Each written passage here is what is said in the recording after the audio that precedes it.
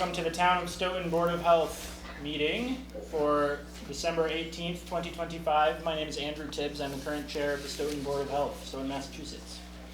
We're here tonight in a virtual format, so some of us are here in person at the first floor Fitzpatrick Conference Room of the Stoughton Town Hall, and some people are virtual online or via phone. To that end, there are a lot of folks here today, so I would really ask people who are online and people who are present in the room to mute yourselves when not talking, not directly addressing the board or participating in the conversation. If you're on the phone, you can mute yourself or unmute yourself with *6. All right, with that, we will open the meeting. Our first order of business are some public hearings, so let's... Motion to open 206 Page Street, public hearing. We can do them all in the same public hearing, but we can do them separate too if you prefer. Separate? I'm gonna open it, yeah, I'm gonna open and close it. But I'm saying I think we can open them all at once. Like we can open a public hearing and then do all of them. All the three? Yeah. Never turned you on. I never heard of it, but if that's what you want to do, go ahead. All right, so let's open a public hearing. Motion, do you want to do them separately? We can do them separately. Doesn't matter, I guess. All right, so the motion is to open public hearing for 207 Page Street. Do I have a second? Second. Mike Varner seconds. I will do a roll call vote. Ellen? Yes. Dick? Yes. Mike V? Yes. Mike T? Yes. Should probably be more specific. V and T sound the same. And myself, yes. Public hearing is open for 207 Page Street, Milton Cat diesel fuel tank canopy variance. Is there someone here for Milton Cat? Yes, Tori Princeton with Time Bond. Here with Dave Horowitz with Time Bond 2. And we can go over that variance if you'd like. Yes, please clarify for the board what we're asking for. We're asking for the variance request that we do not need a canopy over that diesel fuel tank. And I see that there's some other containment that's happening there. Yeah, so Dave, do you want to go ahead and take it with the tank? Yeah, can you hear me, Tori? Yep, we can hear you.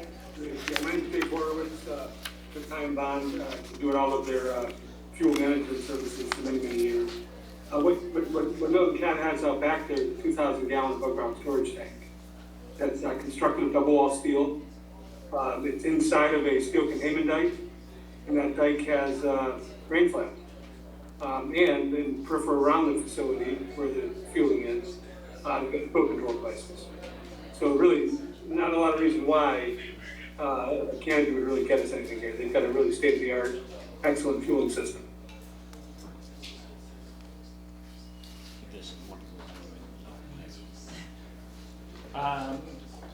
Additional input from town folks, Larry? I went out to the site with James Conlon.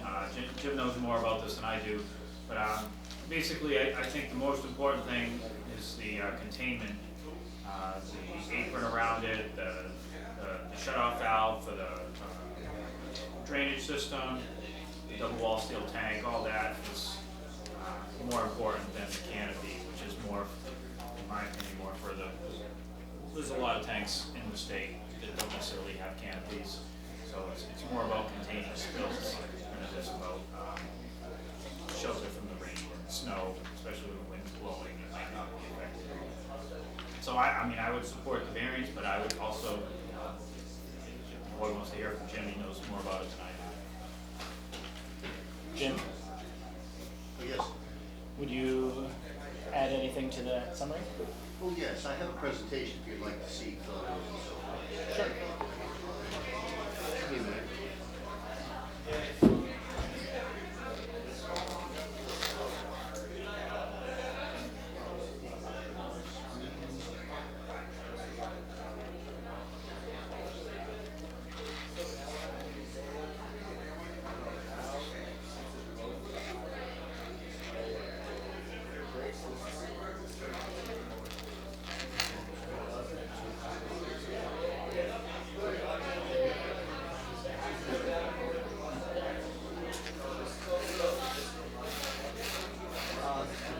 Did everybody that's online see the title page screen under public hearings? And everybody see the announcement for 207 Page Street, Milton Cap diesel fuel tank?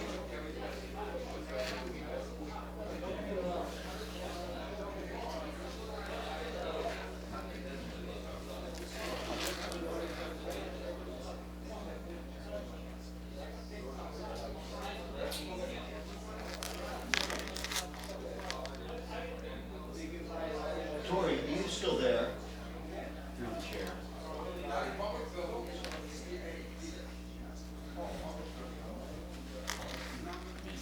David, can you hear me? This is James. We can hear you, we just can't see the presentation, or else I can't see it, I don't know if Dave can see it. Okay. I just shut it off. I just stopped sharing. I'm going to project it one more time, and I ask to see if you can see it. Please answer. I'll try it again.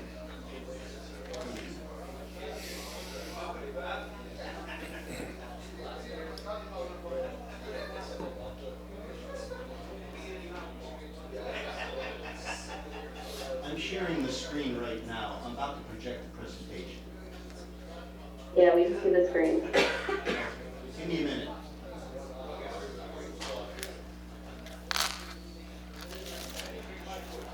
Can you see the title screen Yep. for the presentation? Yes, we can see the Thank you, presentation Tori. now.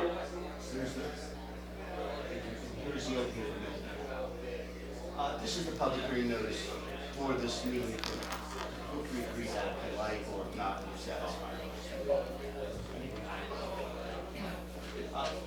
Here's a copy of the final as-built plan for Milton Cap. And on this plan, we reviewed this and verified that there was a bypass valve installed on a 12-inch cast iron pipe from catch basin, this designated catch basin 6 to this drainage manhole, in a sense. There's a cast iron pipe between the drainage manhole and this catch basin in the vicinity of the tank. There is a pad, a concrete pad, with limiting barriers surrounding this tank to intercept any type of a fuel spill in the immediate vicinity of the tank, and a 2,000-gallon double-wall steel tank with flaps on the side to prevent any intrusion of rainwater that would complicate or create or generate polluted stormwater that couldn't be managed. There are other, anyway, this is the plan in Blair. We verified that there was a valve installed. It wasn't clearly labeled on the plan, but I performed a site inspection today, and I verified the valve was installed and performed an inspection of the manhole as well, and the drainage in the immediate vicinity of the tank. Here's a blow-up of that where you can see the catch basin itself, and you can see the symbology for a valve. It's labeled a water valve, but it's not a water valve. And if the valve itself is labeled water, and I would recommend that that 6-inch manhole cover inner rim is replaced with, to say nothing at all, and to ensure that all the folks in management on site at Milton Cap are familiar with this valve and the function of this valve. And if anything, the tools necessary to engage this valve in the event of a spill, an accidental discharge of fuel at this dispensing station. That I was speaking with town engineer, recommended that a sign is posted that there is a valve located on site, and also preferably to have the tool handy in the vicinity of this tank, so if that valve needs to be engaged, the bypass valve, it can be done, and the folks are trained on site and can immediately engage that valve to prevent any hazardous materials from entering the drainage system, which appears to have a direct connection to a subsurface detention basin. Now, there is a hooded outlet at this catch basin to prevent hydrocarbons from entering this drainage manhole, which discharges into the subsurface detention basin. However, it is a deep sunk catch basin also. So that will also serve as a grit separator. So the sediment, the total suspended solid, will settle out of that drainage water, that stormwater in this catch basin. So they meet the state codes and Massachusetts Stormwater Management Regulations and Handbook, Volume 2, Appendices. They meet all the requirements of the stormwater regulations. proceed further, there's the notepad sign, and this facility's underneath the sign, you can see, and it's protected by bollards and secure. Here's an aerial shot of the site. This was taken sometime in September. It shows the site. This facility is to the rear, and here is the sign is visible from Route 24, and the facility is here. There is a swale, a riprap swale along the rear of the facility to intercept stormwater, and there is a curve and a berm that extends 50 feet or so up gradient from the facility that dispenses fuel. There's a look at that swale. You can see there's an asphalt berm up gradient from the diesel tank, and it's a 2,000-gallon tank. It's a closer look at the diesel tank. As you can see, the diesel tank is for off-road diesel vehicles, so it services machinery and equipment, a lot of which is greater than 10 feet in height. And under the state stormwater management regulations, there are special exemptions from the stormwater management regulation requiring a canopy over a fuel service area. In addition to that, an electronic emergency shutoff valve is also featured at this facility, which is also in compliance with the stormwater management performance standards. Here's a closer look at the bollards in the facility. And you can see that they also have provisions. There's a spill kit on site that was in good standing at the time of my inspection. It was equipped. And to the rear, you can see the berm, which if there is a catastrophic spill, it's not going to flow into the swale. It's going to be directed into the manhole. You can see a picture of the berm itself, and it's solid, 4-inch high berm. There's a close-up of the emergency fuel shutoff valve. This is a drainage manhole that is connected to a catch basin, and there is, you can barely see it, but there is a 6-inch cast iron manhole. It's labeled water, but it's not water, it's stormwater. So I'd recommend that that is properly represented. This is a drain, it's not water. And, inside that manhole, I did an inspection, you can see that cast iron outlet hood to prevent any hydrocarbons from entering the drainage line at the deep sump manhole that also separates total suspended solid from stormwater. In another manhole, there's a plastic hood, and just to give you an element of contrast, the difference between the two. One is cast iron, one is PVC. This is the manhole here. It was covered with sediment and difficult to see. I'd recommend that that's maintained and replaced, and folks on staff are trained how to engage that in the case of emergency. During my inspection, the facilities manager wasn't aware of this provision, but everyone on site should be aware of this. There should be training to everyone on hand, so that can be engaged. Any questions? Questions from board members?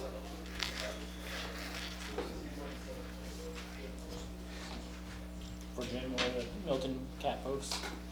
Oh, just regarding the canopy, Jim, the relevance of it, in your opinion, can it be not needed? Is it not needed? Well, in this case, I'd say that it meets the stormwater management regulations.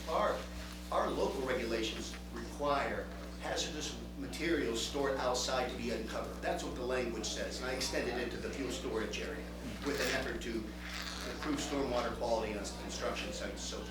The applicant has other best management practices in place in accordance with state requirements to satisfy and qualify for an exemption for a canopy over a fuel dispensing area. So I'm in favor of that.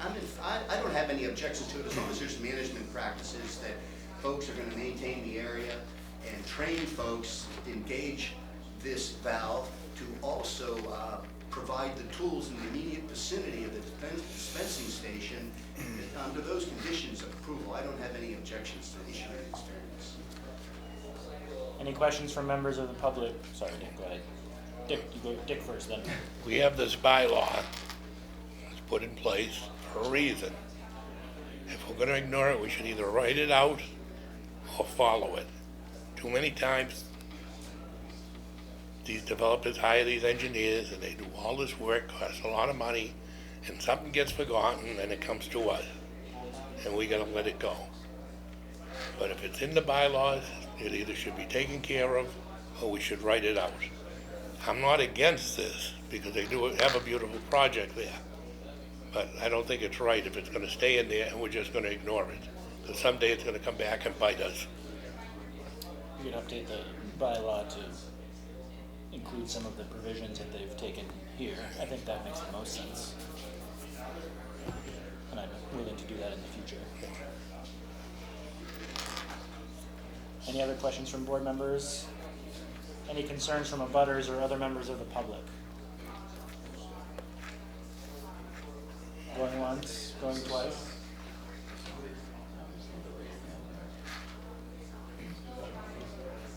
Jonathan, online, do you have your hand raised for this topic?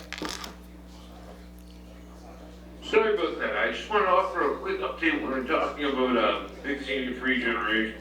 Yeah, we're not there yet. Okay, no problem. Thank you.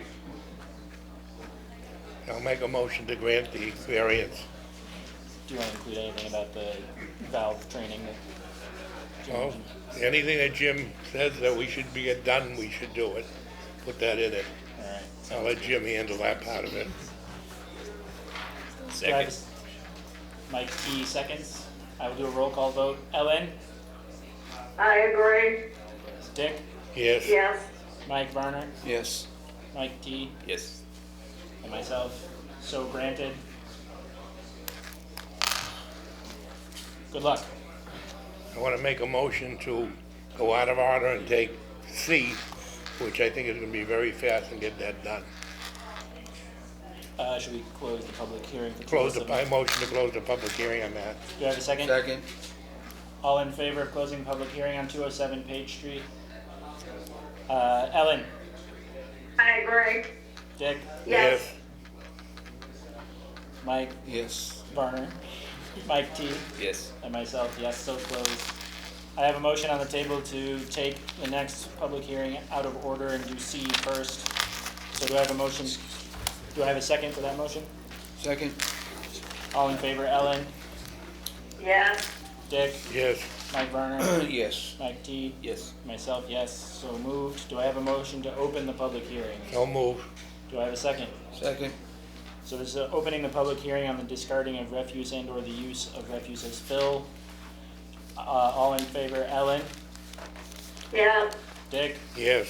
Mike Varner? Yes. Mike T? Yes. Myself, yes, so opened. All right. Any concerns from board members related to this regulation as written? I want to go back for a minute. Did we get the return receipts for the notices on these, on Page Street? Yeah, we got all of them. Okay, we got it on the, I think it's in your meeting packet. Yeah, I didn't include all the green. yeah, okay, I just want to make sure.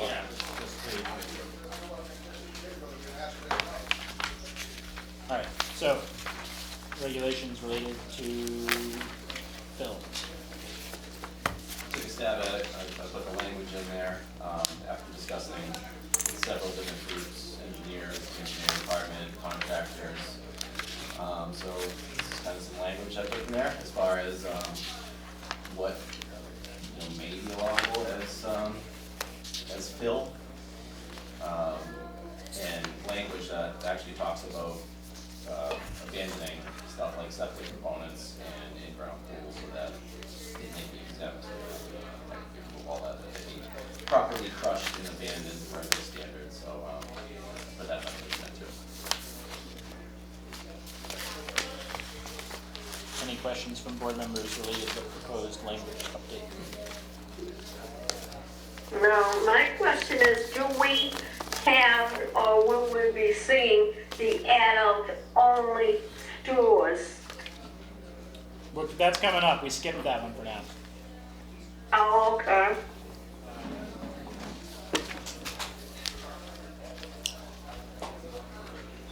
Any comments from the public on item C, the discarding of refuse and or the use of refuse as fill?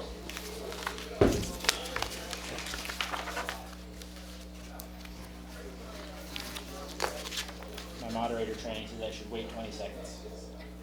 Feels like a turn. This is all right with you, right? Yeah. That's what we wanted, that 6-inch in there. Yeah, that's what was discussed at the meeting.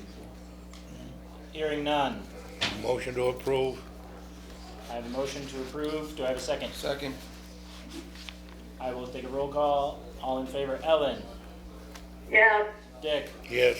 Mike, Yes. Varner, Mike T, Yes. and myself, so approved. Do I have a motion to close the public hearing on? So move. Do I have a second? Second. All in favor, Ellen, yeah, Dick, Yes. Mike Varner, Yes. Mike T, Yes. Ellen. Oh, I already did Ellen. Myself, yes. It's gonna be a lot of votes. All right. Motion to open the hearing on restricted sale of tobacco products and smoke accessories. Second. A motion to open and a second. Mike Varner seconds. All in favor, Ellen, yeah, Dick, Aye, yes. Mike Varner, Yes. Mike T, Yes. and myself, yes, so opened. We're just gonna get a few more people in the room. If you can find a seat, Greg. I got a question for you. It says that the draft regulations review. Yeah. We're not really voting on this tonight. I don't think we're gonna vote today, because Okay. we got so much written testimony like today that no one's gonna write it all anyway. You know, we should It's all hold a got plopped special on. meeting or wait So until we got have plopped a on me in 3 days. This is ridiculous. I hate to make do it. You know, there's people who came from a long way, I know. you know. Don't be shy, try and sit if you can, because we're. Yeah.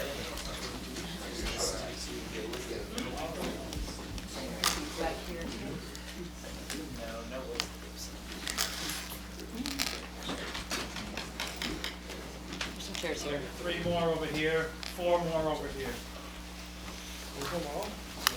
Please sit if you can for fire code reasons. Guys. Oh, Seats behind you. just don't touch my papers. OCD. Oh, thank you. There's 1 more down here. All right, hi everyone. For those of you who are in the hallway, thank you very much for your patience. My name is Andy Tibbs. I'm the current chairman of the Stoughton Board of Health. We're here in a public hearing for restricting the sale of tobacco products and smoke accessories, which is an update to our existing regulation. The biggest part of that update is nicotine-free generation. There's a few other small changes. We're here to take public testimony related to that regulation. We received a lot of written testimony, most of it very recently, so we probably won't vote today relating to this regulation because the board members need time to consider all of that written testimony that was received. So we'll probably vote in January or at the earliest, depending on how this goes today. If we don't get through everyone's testimony, we'll continue the public hearing until next meeting. Does that make sense to everybody? Yes. We feel good? All right, so I will probably not participate in the discussion except to correct factual inaccuracies for today.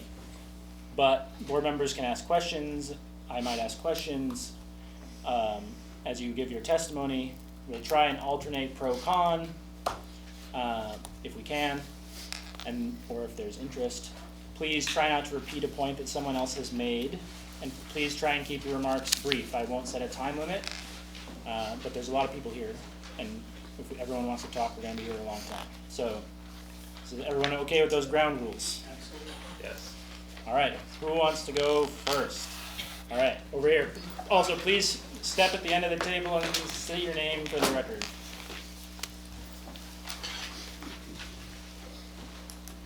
Well, thank you for having me, and thank you for taking me first. My name is Peter Brennan. I'm the Executive Director of the New England Convenience Store and Energy Marketers Association. We represent the interests of the 9,000 convenience stores, gas stations, wholesalers, and vendors throughout New England.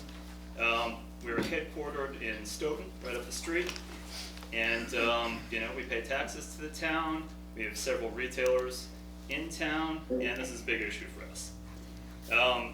First, I would like to note some kind of late-breaking news. The state committee that is considering the statewide NFG bill decided today to send that bill to a study order, effectively killing the measure for this legislative session. So, if Stoughton wants to pursue this measure, they're going to be out on an island by themselves. They're not getting any state support right now. There are a handful of communities that have adopted this. There's also a handful of communities that have outright rejected it. So I've submitted written testimony. I know a lot of people have submitted written testimony. I've seen quite a few signatories and emails come through. So just on the retailer side, you know, this is very dangerous to our retailers because it instantly devalues the license that they have. It instantly devalues their business. Once you pass this measure, if they want to sell their business down the road, they're going to get 40–50% less than they might right now. And that's because once you no longer have nicotine as a product that you can legally sell, you know, in-store sales of nicotine products could represent upwards of 20–30% of in-store sales at our stores, and that's nationwide. I don't know specifically what it is in Stoughton, but it's a pretty big amount. And if people aren't coming to your store to buy their nicotine product, then they're going to go to another town. They're going to go to another store. So you're not only losing the nicotine sale, you're losing the entire basket of goods. So they're not going to come to you to buy gas, milk, eggs, etc. So it's very dangerous to our retailers. It also, frankly, just doesn't make a lot of sense. If you were to pass this measure in 5 years, let me say in 10 years, as an 18-year-old, you'll still be able to go to Club Alex's down the road. At 21, you'll still be able to buy beer, any flavor you want of alcohol. You'll still have to go the next town over to buy marijuana, I believe. But you'll no longer be able to buy any sort of nicotine product at 30, at 35, at 25. That doesn't do anything to address youth smoke. It just doesn't. That's not the way it works. If youths get these products, they don't do it at our stores. Our stores card everybody that comes in to buy such a product. They scan IDs. Our compliance rates are very high. I would stand behind them. I'm sure there are violations from time to time, and I'm sure those people get hefty fines, as they should. But we do more to protect youths from getting nicotine products than anybody. Should we be able to sell to legal age adults? Yes, that's a decision that adults should make to consume these products. That's why the federal government had said it's 21. That's why the state several years ago decided it was 21 for every city and town.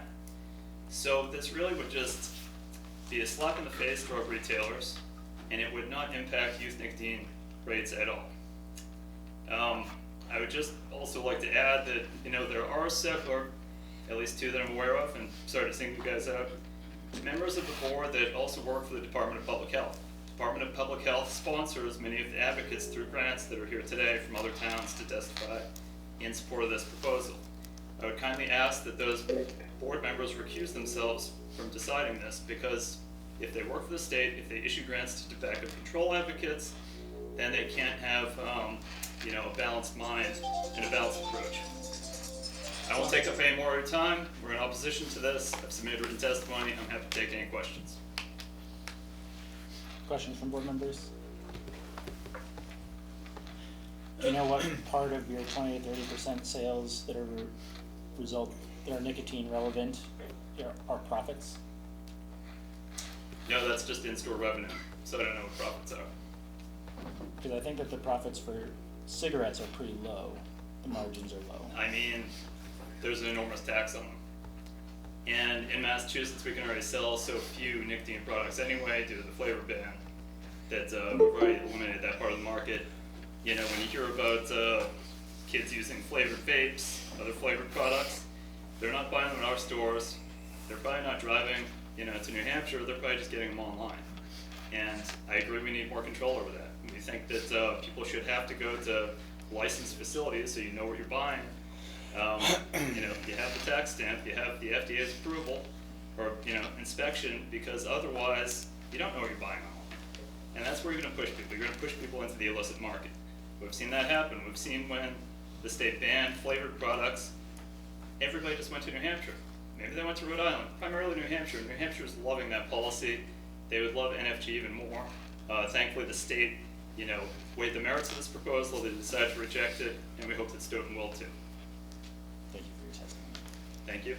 I have a question. So, Sure. So Peter, that was, impressive, some information regarding the financials, but, as a Board of Health, we're concerned about the health, all right? So, in your opinion, is the inhalation of these nicotine products healthy or unhealthy? I mean, I think studies have shown that the long-term heavy usage of combustible materials such as cigarettes is unhealthy. Okay. But I don't think this I'm asking policy you would do anything your to opinion prevent though. that. What I do think you that's, think? I'm not a scientist, I No. can't speak to that. Okay. I've read the studies, that seems to be kind of general fact, but this wouldn't only ban cigarettes, this would ban any nicotine product. So it's also going to ban, say you want to use a vape product, you smoke cigarettes, you want to use a vape product to try to quit cigarettes. You want to use a nicotine pouch to try to quit cigarettes. Those products are banned too. So you're actually hurting people that might be looking Not for for a people lower who are harm already alternative to smoking, cigarettes. though. They wouldn't be banned for people who are already smoking, though. What's that? They wouldn't be banned for people who are already smoking, though. Already Of legal age. legally Of buying legal products age, now, yes. yes. But, I mean, people are going to use nicotine, they're going to get it somewhere. That's just, I think history shows that. We've been consuming tobacco and nicotine products on this continent for 5,000 years, I think. So, they're going to get it somewhere. You might as well do it in a licensed facility where we actually verify age and prevent minors from buying it.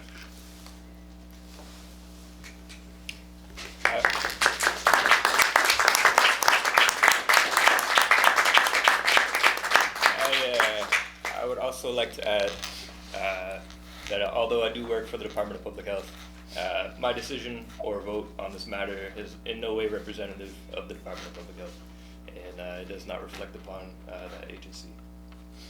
So I'm on the board as a resident of Stoughton and not here on behalf of the Department of Public Health. And I appreciate that, and I didn't mean to single you out on that. It just seems that, that these organizations, and they'll testify, do receive Department of Public Health money. Any other board member questions? All right, anybody pro?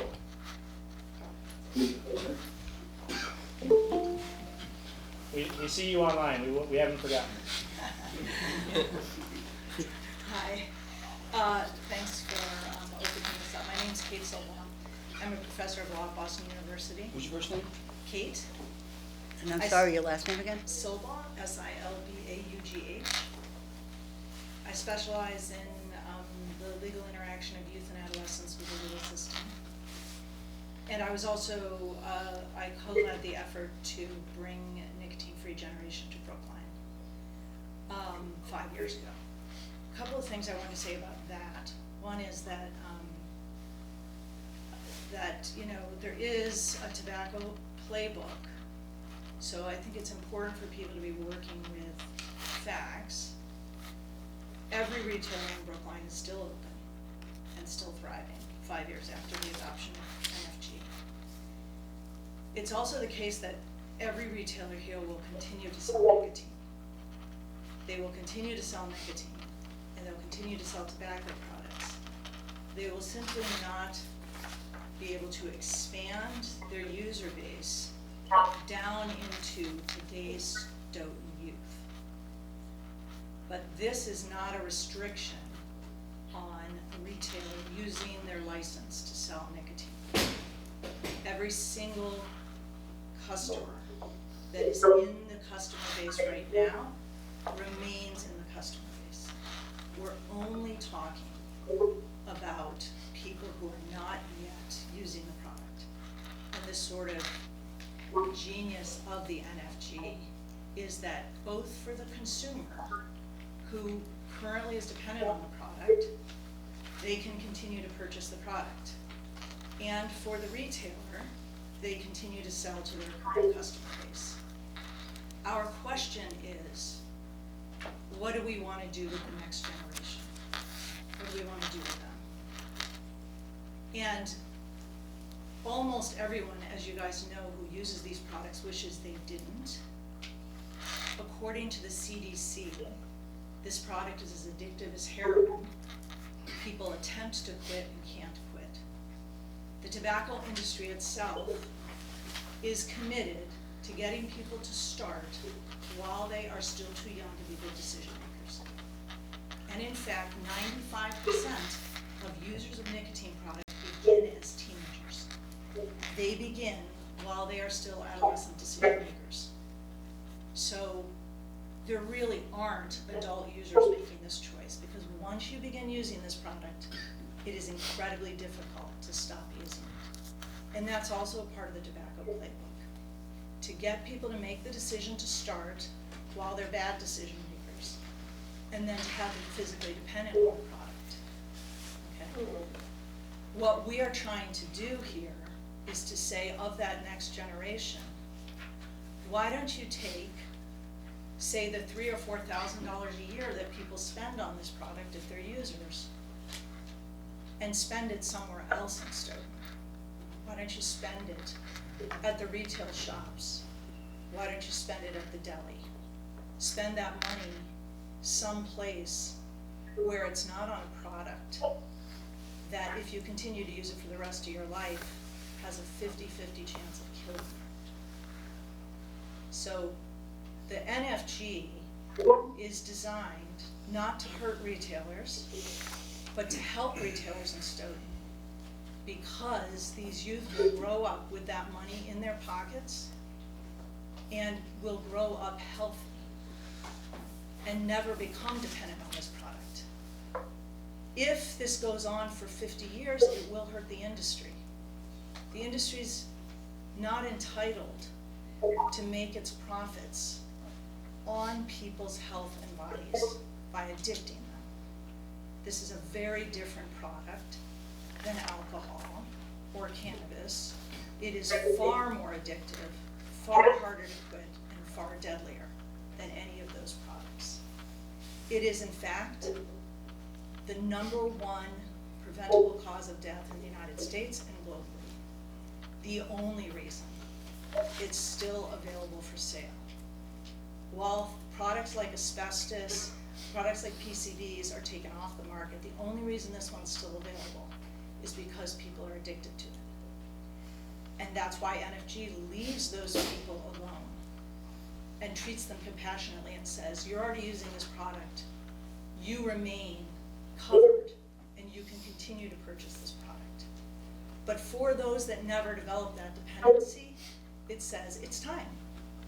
And the only thing that beats the tobacco playbook is for individuals to see the playbook and say no to it. The Massachusetts legislature has authorized boards of health to make this kind of decision, and the Massachusetts Supreme Judicial Court has said that this NFG is appropriate and all good to come out of boards of health.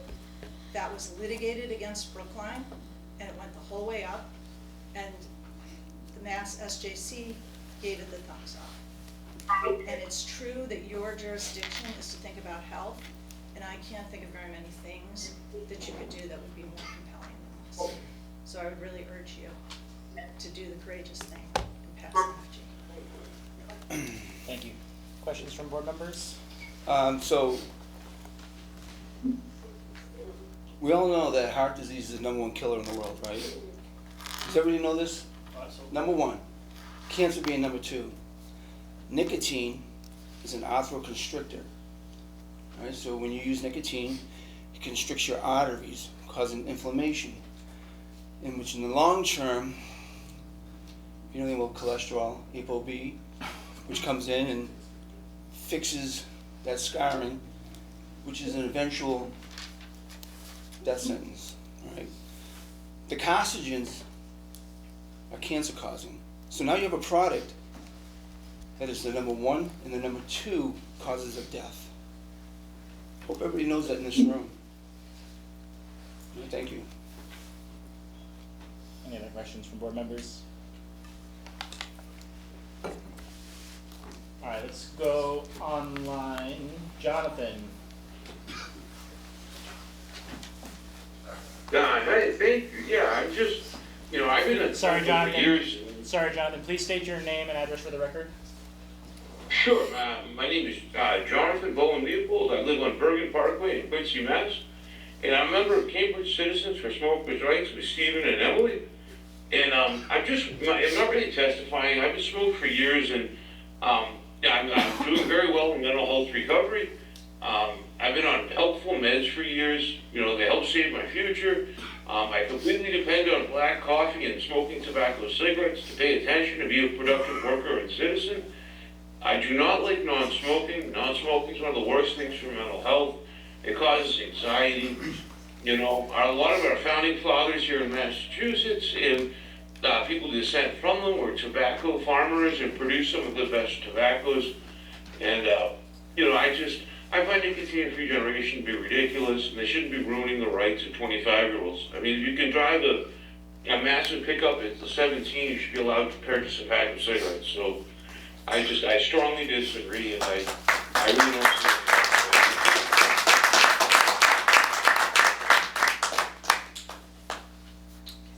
Is anyone online pro?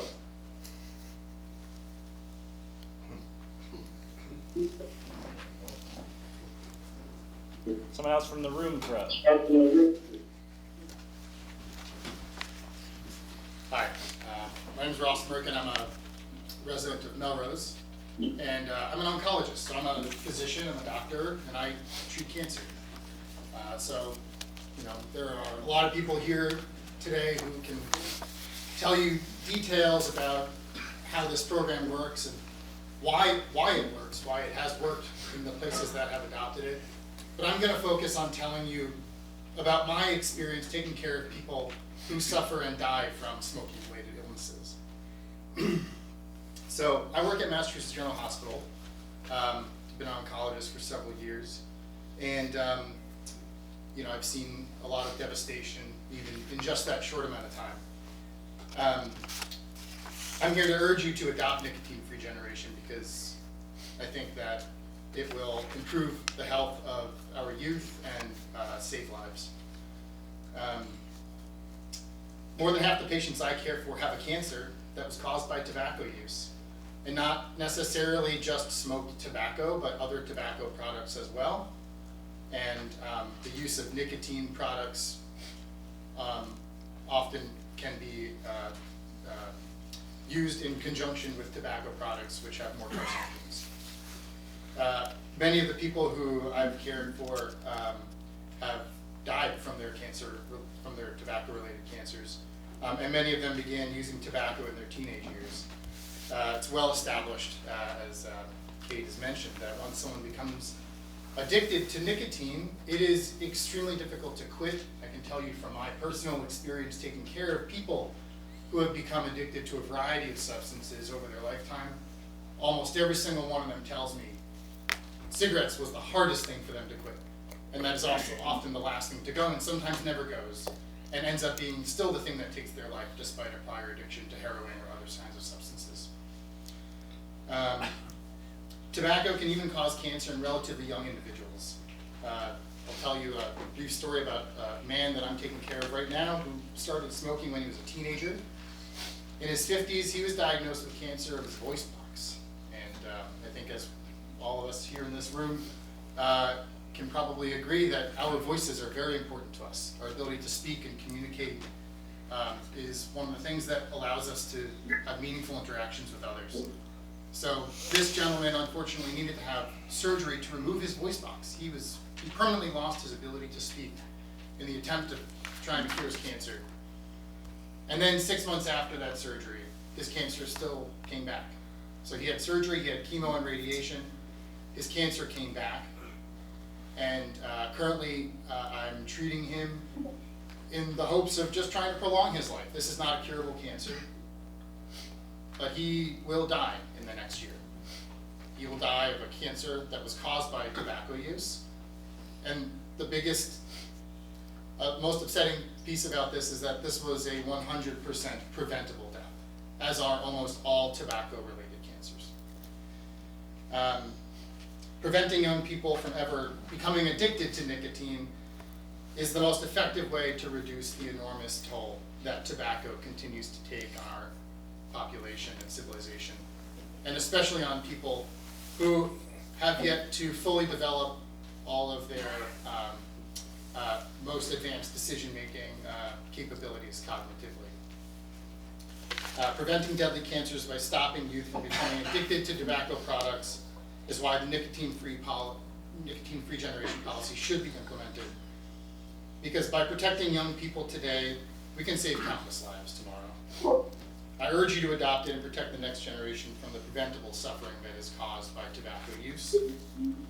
Thank you for considering my opinions and listening to what I have to say today. I appreciate the time and I'm happy to take questions. Any questions from board members? I do. Go ahead, Mike. All right, so when I had mentioned earlier, as I had asked about the inhalation, okay? I didn't talk about nicotine, straight nicotine, sublingual nicotine, lozenges. But being in the field that you're in, some of my research has found nicotine in, there's other compounds as well that in certain dosage they can be detrimental. And in other dosage they can be a benefit. Have you ever found that nicotine can be a benefit in some health aspects? I have not found that nicotine at any dose provides a health benefit over a long period of time. One thing I think is worth making clear, however, is that nicotine prescribed by a physician to help people quit the use of tobacco products is not affected by this policy. A physician is still able to prescribe nicotine products. And those products can be actually very helpful in helping people to get off of tobacco, cigarettes and other tobacco products. And while, as you mentioned earlier very accurately, that nicotine causes vasoconstriction, and that actually does have negative effects on the body in general, that using a nicotine replacement therapy that is prescribed by a physician or some other medical provider that has been produced specifically with the intention of helping people to get off nicotine products, it can help people to quit tobacco products and potentially save their life. But that is when they are prescribed by a professional and administered by a professional. Thank you. Are you aware of any interventions that could be more effective than this regulation in preventing negative health outcomes from smoking? I'm not aware of any. The most, as we say in medicine, the best medicine is prevention.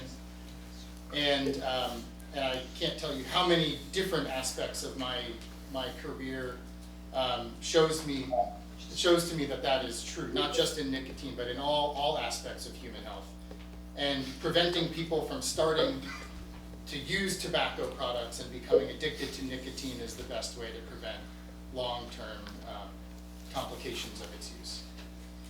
And this is an effective policy to accomplish that. Thank you. I have a question. Can I ask a question to him? Sure, but come up and state your name for the record. My name is Alan, Talbot Street, Stoughton. I just have a quick question. You just said that smoking can cause cancer, and the only thing that is okay for nicotine is if it's prescribed by a doctor. It's still nicotine. So I think that, so first off, very good question. Because my thing is, you're saying somebody hypothetically, or maybe will get through from smoking nicotine, not just smoking nicotine. So if I'm chewing Nicorette, I get all that nicotine into my mouth. I could get, from what you maybe call, mouth cancer, gum cancer from chewing nicotine gum because it has nicotine in it. So the question I'm hearing, and I want to just make sure that I'm understanding the question correctly, is are there health detriments to using nicotine replacement therapy prescribed by a physician that can't be avoided in the same way that we could potentially if someone were using other forms of nicotine or cigarettes or other things? And I think the important thing to keep in mind, which by the way, thank you for your question, so I think one of the important things to keep in mind about nicotine replacement therapy is that it is only one of many ways that we help people to come off of cigarettes and other sorts of nicotine products. I have multiple other medications that I prescribe on a regular basis to help people curb cravings, such as Chantix and Zyban, about Right, those. I'm but talking I think specifically the idea is that nicotine. people are not using nicotine replacement therapy indefinitely.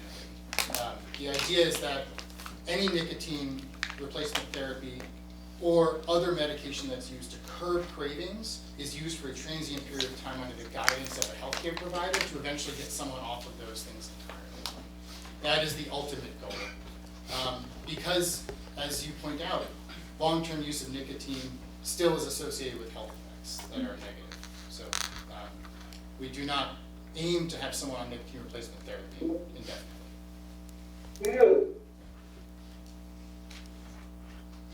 All right, any other questions from board members? If I may, I would like to ask if anybody in the room has any alternative interventions that they could provide us that would be more effective or just as effective as this measure in negating health outcomes from consuming tobacco. If anybody has any alternatives that they could offer us, I'd like to hear that. I just think Sharon. State your name for the record. My name is, I'm sorry, Paulo Alves, precinct 1, 43 Open Street. In my opinion, I just think that people need to teach people, educate the kids what's right, what's right from wrong. And I've never been a smoker. I don't smoke. I don't do drugs. Sean knows me really well. I'm just here speaking against it because I know a lot of business owners, and I think it's going to be an economic. It'll economically hurt the businesses and stuff like the previous speaker said. They don't just go in there for cigarettes. They don't go there for, they stop for lottery. They stop for milk, a gallon of milk. They stop for soda. They stop for bread, whatever it is. That's what I'm here for. Was just the economic. I think the education part for the kids is the most important thing. I was taught not to smoke. My parents always told me, don't smoke, don't smoke. I had a lot of friends that smoked. I was around smoke. I was around marijuana. I had never done anything in my life. The only thing is, I'm a big boy. I am a big boy. As you guys can tell. What are they going to take? Cheesecake away from us? Burgers away from us? Eventually? You can't hurt the business. That's just my opinion. Everybody has a job to do. Like I said, and I know we're trying to protect our kids. We need to educate our kids. You know what I'm saying, in the future. We can't just take these things and make decisions for other people. Let people decide for themselves. That's just my opinion. Yeah. It's going to be an economic hurt for the community because they will go elsewhere and buy all their milk, the lottery. They'll buy lottery somewhere else. And what happens to the lottery money? All the towns and cities in Massachusetts get a chunk of that money. So they're going to go get their service, they'll get their lottery in Canton or whatever, and that's where they're going to spend their money. So Stoughton's not only going to lose cigarettes and all tax revenue, they're going to hurt the lottery too, where we get money and funds from the lottery, the state lottery. So there's a big impact on this, on making a decision. It's a tough decision. I agree. I don't like smoking. I don't. I hate cigarettes. I have friends of mine that smoke. Am I around them when they're smoking? Yeah, sometimes, but I'm like, okay, that's too much. I'm going in. I play pool on Wednesday night. We go to Brockton, some private clubs in Brockton. They're all smoking in there. I won't go because I don't want to leave there and having to take my clothes off before I go in to take a shower. You know what I'm saying? I don't like smoke. But I'm totally against this board making decisions for people, for business owners, and to stop the nicotine in the future. You know what I'm saying? I think education goes a long way for the kids. That's just my opinion, and I thank you guys for the time, and I apologize if I said anything. I do have another policy alternative that I could quickly offer. I'll come back one second. Okay, sure.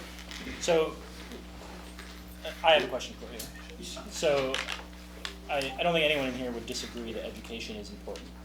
I think that, the nicotine industry has a lot of resources that make education difficult. And so, that's not my question, that's just a fact. My question is, who would go elsewhere to buy products? Everybody. That's most when the kids. I mean, like. I would. Go ahead. But you wouldn't be affected by this. Yeah, but the education part's already been done like 20 years ago when I got rid of Joe Camel and friggin' Cowboy. One second, one You know second. what I'm saying? It's One already second. been gone. You One guys just wanna second. take away freedoms, we got certain people and take it away, which makes no sense to me. Because we don't take away the right to have. We like, can't have listen kids to get you the until other you're one on the that record. channel, or put this one and that one. You guys, You guys choose what you want, you know? Yeah, but the Can't- propaganda is still out there though. One second, guys. The propaganda is still out there. We have No, but advertisement. you don't see No, all we the do. commercials. Guys, you can't. And as far as the high, and all that, Hey. that comes from Viagra and everything else too, can still be really high. Oh, sorry, Matt, you're We're gonna still saying. keep going in order, guys. Okay. And Stoughton never usually turned over. We'll all be dead in 20 years. Why the kids don't smoke? Let them make their own decisions. So, who would go elsewhere? I'm asking you. Everyone. I mean, Everyone who? everyone that buys nicotine at this time, and people that, kids Why? that, So why would this make them go elsewhere? well, why wouldn't it? Because they can still buy They can nicotine. do, but I'm saying in the future, why are we gonna make the decisions for the kids in the future? Educate them at that time. You know what I'm saying? If they want, because what will happen, if they take up smoking, what are they gonna do? They're gonna go to the next town over, they'll go to, like, they stop the menthol, they go to New Hampshire, they go to Rhode Island, or whatever it is. Like I said, I don't smoke. Take it away from everybody. They'll grow their I own. just don't think we should take this away from people. Just, there's ways of doing it. Let people decide on their own, educate people, educate the kids. I don't know who can answer. How many towns have adopted this? 21. 21 out of how many? 351. People, there are studies about this. It does, when Needham passed tobacco 21 and no one else had it around, the smoking rate among their youth dropped 50%, which is an unheard of number in public health. So even though all the towns around were still selling to 15.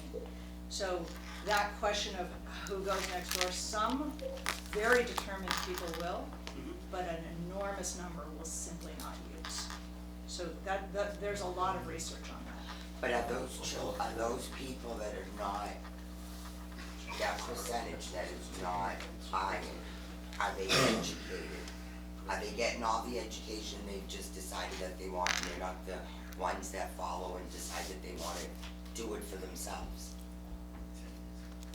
I mean, the overwhelming majority of youth who are underage get their tobacco products from peers who are overage, in other words, through social networks. So their social networks of a slightly older peer are incredibly influential to them. And so one thing that nicotine-free generation does is it eventually gets your older age peers so that they're out of the age range of an 18-year-old.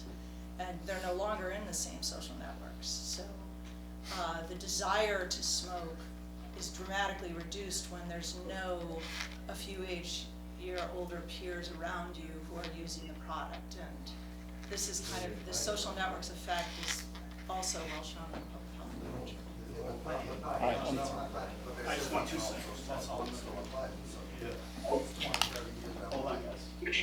All right.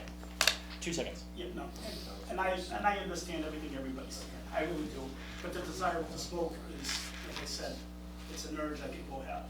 It's like, I wanna have a piece of cheesecake, it's right in front of me. Do I want it? No. It's not, you know what I'm saying?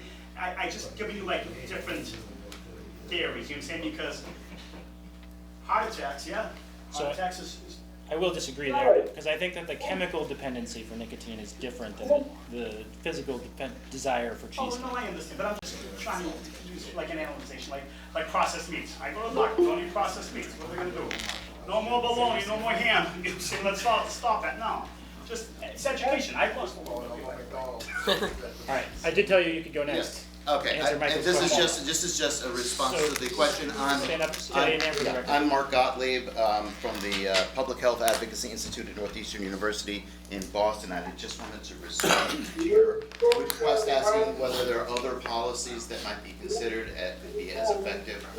And I'll just mention that in California, a handful of communities, I think it may be up to 6 now, has taken a different approach from this that could be adopted here, which is to completely and immediately ban all tobacco product sales in their retail locations. That's what they're doing in California, as opposed to this gradual phase out over decades. So that's something that could be adopted in Massachusetts. It's even further than Brookline. Indeed. All right, are you Con? against, come on. My name's Krish, I'm from Stoughton. My thing is. Your like, full name, sorry. Krish Patel from Stoughton, Gilbert Drive. My whole thing is like, all right, we have marijuana, right? We have it down the street. It's a choice. They make a choice. They want to smoke, they don't want to smoke, it's their choice. It's freedom. That's what the country's based on, right? It's their choice. If they want to make it, they want to smoke, no one's gonna tell them. Like, it starts with education, like he said, at home, values, your culture.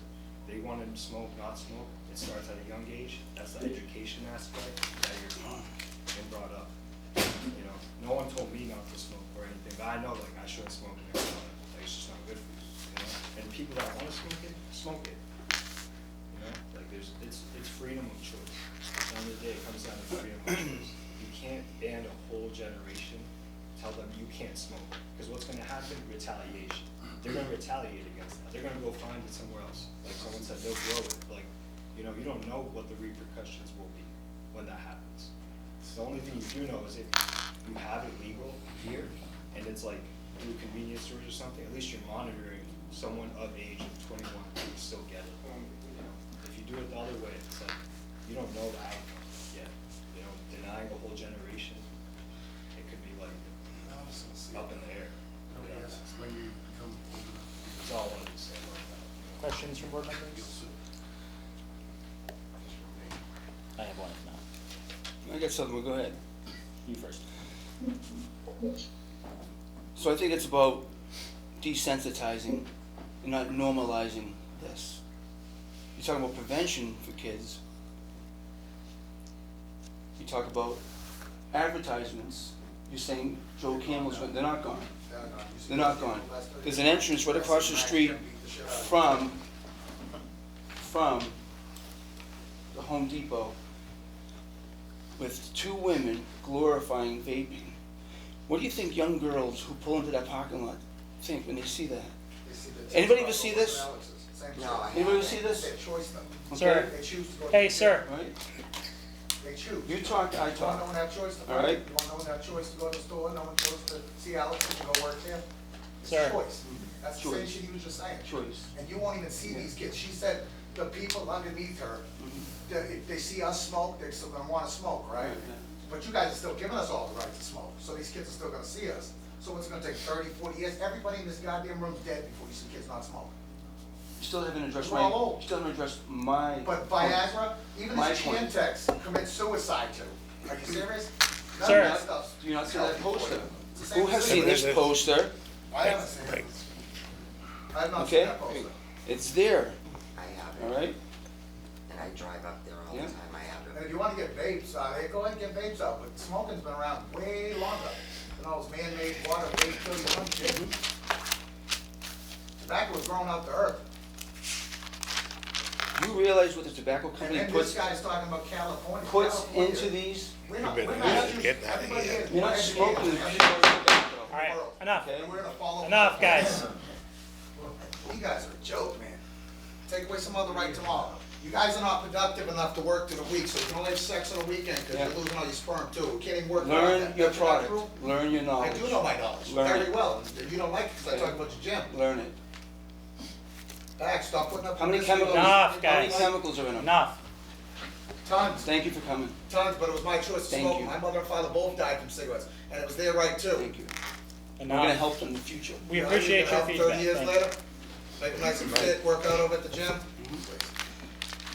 Yeah. That was good, y'all, though. This guy's like pulling no permits and doing all your work. Yep, thank you. Yeah, one second. Also somebody on mine too, Emily. Yes. Any more questions? Patel, right? Thank you for the feedback. That's what I got from Ellen. All right, I am gonna go online first because Emily's been waiting patiently. Emily. Hi, thank you. My name is Emily Weecha, and I live at 231 Brookline Street in Cambridge. I'm a private citizen of Massachusetts, and I just want to voice my opposition to nicotine regeneration, which is in fact a generational tobacco and nicotine ban. And I'm just very disturbed by this proposal, as it's a vast overreach on citizens by public health, and it's a clear infringement on adult agency and liberty. there's a lot of talk around this proposal about youth and teenagers, and it is completely irrelevant because this policy proposes to restrict the freedom of adults to choose for themselves, and it infantilizes and discriminates against a future generation of adults. We allow adult consumers in Massachusetts to choose substances and practices like alcohol, marijuana, and gambling. And right now, we also allow adults of age 21 to make this decision about tobacco and nicotine.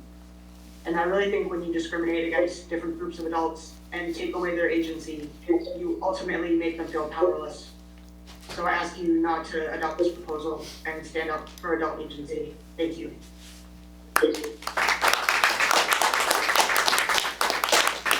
Questions from board members?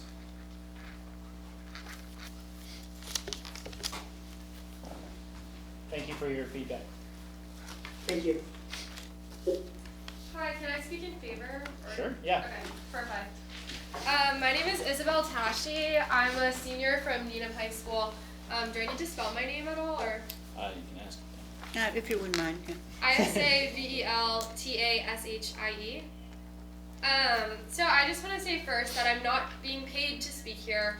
I'm not receiving community service for being here right now. I'm not putting this on a resume. My college applications are submitted. I'm here because I really care. I have been testifying and advocating for this policy for over a year now. And I was initially driven to this work because of not just one experience from seeing a friend get addicted, but from multiple. One, though, that really stood out to me is I have a friend who struggled with anxiety since middle school. A couple of years ago, she started crying during one of our classes. I asked her what was wrong, and she told me that she was crying because she'd already gone to the bathroom once during our class. Our teacher wasn't going to let her go a second time. And she was crying because the first bathroom trip that she went on, she used to go use nicotine products. She could not make it an entire class period without getting up to go to the bathroom more than once to use nicotine products. To me, that's heartbreaking. This isn't just a problem in the high school either. I do a program in my town's middle school where I work with 7th and 8th graders to talk to them about mental health issues that they see in their community, and then I eventually take these students on a field trip to our 5th grade classrooms in our town's elementary schools for them to talk to the younger students about starting middle school. When I asked them, the 7th and 8th graders, what they think the biggest struggle is about middle school, they said nicotine and tobacco addiction. These are 12-year-olds, 13-year-olds, and 14-year-olds whose biggest struggle in life is not friend drama, it's not little crushes, it's not about homework, it's about addiction. People here are arguing that this is not a kid or youth problem, but it is. The industry goes after youth again and again and again, and I've seen it with my own eyes. We also talk about cheeseburgers or fast food. I have never seen a friend sob over not being able to stop eating cheeseburgers, but I've seen multiple friends crying over not being able to stop using nicotine and tobacco products. Also, again, from the multiple hearings that I've spoken at over the past year, it's the same people again and again who profit off of selling nicotine and tobacco products that show up to testify. I find it heartbreaking that people are willing to continue to sell products that kill people. I don't want my friends to die because we aren't doing enough to stop billion-dollar corporations from targeting them. I know we also, again, when we talk about the financial aspect of it, I have a friend who is so addicted to nicotine and tobacco products, and she doesn't want to be. She's terrified, but she recently stopped buying lunch sometimes at school to save up money to buy more nicotine and tobacco products. This isn't something that's new either. In fact, it's part of Big Tobacco's plan that they've been using again and again for years. In 1969, they said long after adolescent preoccupation with self-image has subsided, the cigarette will preempt food, or even preempt food in times of scarcity on the smoker's priority list. They want this to be happening. They don't care about youth. They don't care about the economic risk. They don't care about the health risks. They just care about making money off of people and off of children. Again, I think we've also talked today about the right to choose, but I have a lot of friends who feel like they don't have the right to choose. I don't think we should be worried about an individual's right to purchase products that will kill them. I think we should be worried about the right to grow up free of addiction. I've had multiple friends who have started using these products having no idea what the health risks are. They have no idea, especially newer nicotine and tobacco products. Zyn nicotine pouches are shaped like an icebreaker's container. They look harmless. Teachers don't know what they are. Students are able to use them in class. You stick a pouch in your mouth. Nobody has any idea that you're using them.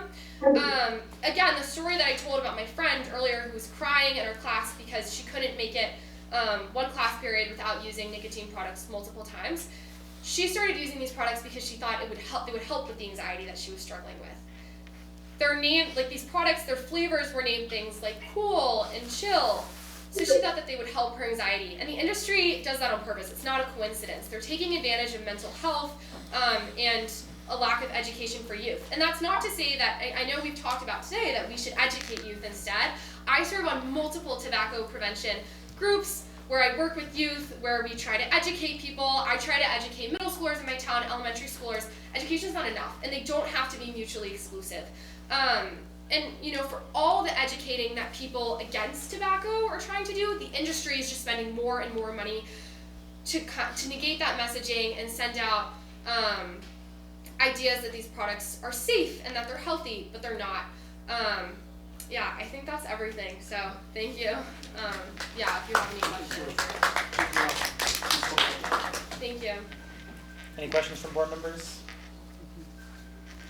Sorry, Chad, can I just note that none of your friends would be impacted by this policy? I because totally they're already disagree. buying the product illegally. Am I allowed to respond to that? Sure. So recently, actually a month ago, I was in my high school parking lot, and we have a parking lot that's just for seniors, so I was in the senior parking lot during lunch. I saw a high school senior selling substances to freshman girls. I know they're freshman girls because I have a freshman sister. They're all friends. And my sister is very educated on all the stuff that I do. Her friends know about the stuff that I do, but they're still purchasing these illegal substances from older students. Again, the 18-year-old, 17-year-old students, seniors in my grade, are still not legally old enough to purchase these products on their own. I get that. But they're purchasing it from products who are maybe, or from friends who are maybe 22 or 23 and are old enough to purchase these products. Youth aren't going to be able to buy products from 40-year-olds. They're not going to have those connections. I don't know many 40-year-olds or 50-year-olds who would be willing to buy nicotine and tobacco products and then sell them to youth illegally. I think that that's pretty rare, and but I think, you know, there's a lot of people who have older siblings who are, again, maybe 22, maybe 23, they're able to purchase these products. But the more that we phase out these products and the more that we raise the age year after year, there's going to be way less of a chance of that happening. These 14-year-olds aren't going to be able to purchase these products in a high school senior parking lot. Yeah, I don't know if that answers your question. What else are they purchasing? Besides tobacco products? Don't answer. Yeah. You know, I'm not aware of many products that other people are purchasing, but I will say that I have seen a lot of, yes, I would say that nicotine and tobacco use is, from what I've seen, the most prominently abused substance by students in my high school. So yes, I would say that that's the biggest issue that I'm seeing. I will also say though, I know a lot of people who started using nicotine pouches originally, and they've now gone on to start using and smoking cigarettes. My friend had me and a couple of other friends over, maybe 10 of us, a couple of weeks ago, and multiple people there started smoking cigarettes. It's not uncommon to see at all, and all of these people started by using nicotine pouches. So again, people will claim that these are healthy alternatives to smoking, but a lot of times they're actually a gateway to smoking cigarettes. I never thought that I would see, you know, after witnessing family members of my own dying from cigarette use, I didn't think that that was something I was going to see amongst high school students in my generation, but unfortunately it is, because the tobacco industry is really good at what they do. Yeah, I don't know if anybody else has any questions.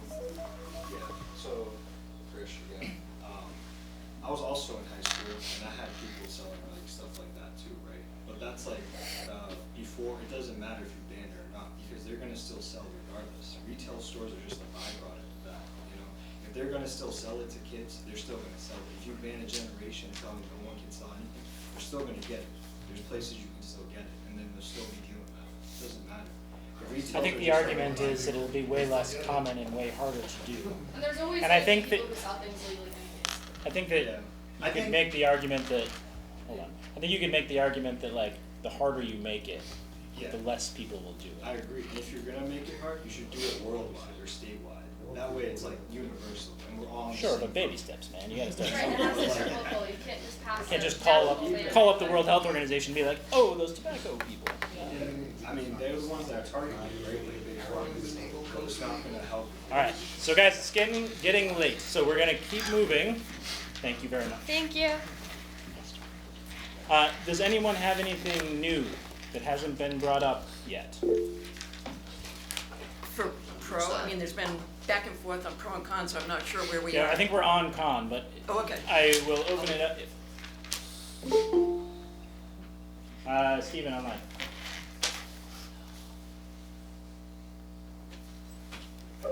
Can you hear me? Yes. I'm speaking against the nicotine-free generation. Stephen, can you give us your full name, please? People. Stephen Helfer, Cambridge Citizens for Smokers' Rights, Cambridge, Mass. We accept no funding from any source whatsoever. First of all, if the tobacco industry is trying to get youth, is trying to attract youth, they are failing. The CDC announced in October of 2024 that the youth smoking rate is at a 25-year low. That is the lowest the youth smoking rate has ever been since it's been recorded. In September of last year, the FDA announced that teen vaping was at a 10-year low and that their use of nicotine pouches remains low. So nicotine-free generation will not affect youth at all because youth aren't smoking and they're not using vaping anywhere like they used to, and they're not taking these nicotine pouches. This will only affect adults. And I think the board should realize, and other people that should realize, that adults really don't like to be told what to do. And as one gentleman said, this is supposed to be a free country, and we are supposed to have agency. And we don't want a country that restricts everything we do. Tobacco has been around 12,000 years. I think it's going to be around a lot longer, regardless of how many regulations and impositions you can make. Most of the stores that sell tobacco and nicotine products are owned by immigrants of color. They're not academics. They don't work for the State Department of Tobacco Control. They don't work for some anti-smoking organizations that are well funded. They work by selling products to people every day. And they sell an array of products, and some of them have very small profit margins. They need to sell all of these products. Now, it has been said that in Brookline, no stores have closed. But two Brookline merchants told Brookline News, one is named Elias Aubrey, the other is Fahid Iqbal, that their overall sales have declined since Brookline imposed this ban. Now, the right to make a living is also a matter of public health. The right to be free is also a matter of public health. Now, in Massachusetts, we deem adults 21 over competent to make their own decisions regarding alcohol and marijuana, both of which are intoxicants. I think they should be free to 21 and over to make their own decisions regarding tobacco and nicotine products, neither of which impair judgment or compromise driving skills. Incidentally, there are 600 marijuana stores in Massachusetts and 2,200 liquor stores. The last thing I would like to say is that Professor Silva compared tobacco and nicotine to addiction to that of heroin. But one of the first Surgeon General reports to look into this in 1990 noted that 40 million Americans had quit smoking without counseling without any kind of medical intervention whatsoever. The CDC on its website notes that for every 3 people who have quit smoking, who have started smoking, 2 have quit. My guess is that everybody in this room knows many people who have quit smoking and none of them missed a day of work or needed to go to some kind of treatment center. Yes, Americans want to be free, and not only do they want to be free, but it's an important part of public health that they remain so. I urge you not to pass this prohibition. Thank you.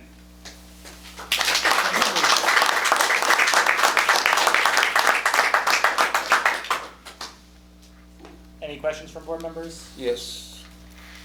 Stephen, I am highly agreeant with you regarding adults having the right to make their decisions, even if they're not the healthiest. Okay, I agree with you there. Thank you. You're welcome. So you mentioned that smoking and vaping is down, but what means is this? Like, what are they equated to as to why it's down? What's the research? I think probably a number of reasons. I would say that youth of today has been put through about 30 years of compulsory tobacco education, where they are told that smoking is deadly and vaping is deadly, etc., etc., etc. So why the youth rates of smoking are so very low? I mean, I think, again, Professor Saw said that the overwhelming majority of youth get their tobacco from their peers. Well, the overwhelming majority of youth don't smoke, so they don't get their tobacco from their peers. So I don't know exactly, but the youth smoking rate is very, very low, and the people who are proposing this really have in view they want total prohibition, and they see this as a way to do it by stealth. Thank you. Thank you for your comments. So I think... Thank you.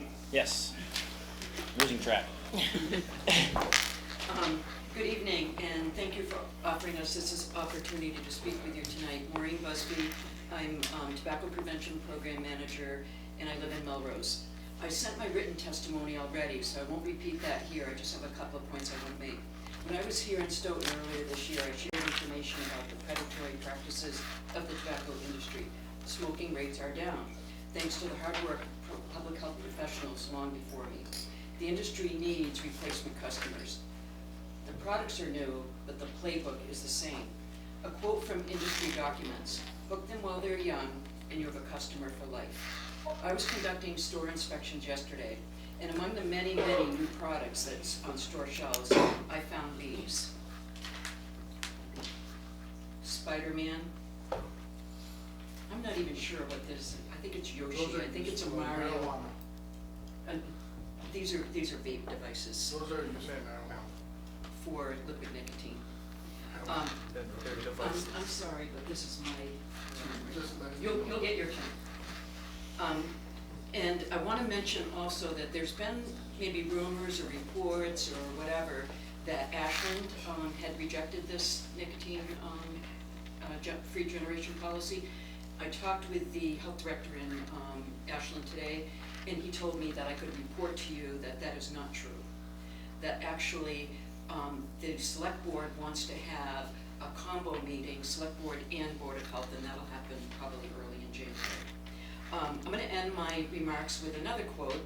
This one is from the now retired chair of the Stoughton Board of Health. Stoughton was the first board of health in the world to bravely adopt this important public health policy.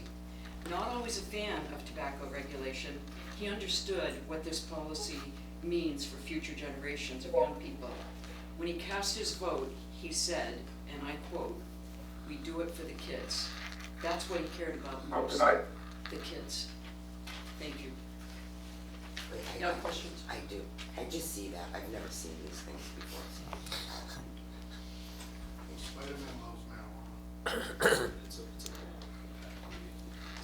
So this is not for nicotine. it is for vaping marijuana. So it's a misconception that you're, So, So you couldn't use liquid nicotine in it? absolutely No. not. They're literally the same liquid. Yeah. Yeah. It's for marijuana cartridges. I believe you that it's supposed to be There's used for no- marijuana. There's no. But I'm telling you, Cartridges. It starts with education, right? What's worse? I've seen ones like that, and I've seen them used for vaping, and I've also seen vapes with like, you know, you can play like games on them, like there's many, and I would say that there are definitely ones that look just like that are not just used for marijuana, that are also being used. They're both bad. What are we talking about? We'll see, alright. all right. We gotta keep moving this, sorry. I appreciate that they're primarily used for marijuana. I refuse to believe that there aren't ones that look just like that for tobacco. I just need some clarification though. Sir, what's your name? Right. So you made a comment, I just wanna make sure I heard this right. You said Spider-Man is for marijuana? No, it was just a comment, just like that, because those are created for marijuana. That means it's Spider-Man knows marijuana. The kids love Spider-Man, right? Little kids. Yeah. Not big kids. All right, Not 21 and older. Marijuana's legal. anyway, Cigarettes illegal. Cigarettes are one. I'm on there. Anyone have, so we're on cons, anyone have Yeah, I got one. new cons? Yeah, I'll be quick. Okay. Alright. My name's Ben Brooks. I work for Newer Energy. We operate a lot of stores in 8 states around the country, southeast of New England. We operate a store at 28 Dykeman Way, Stoughton. And here, who spoke first, you know, that's our stance, right?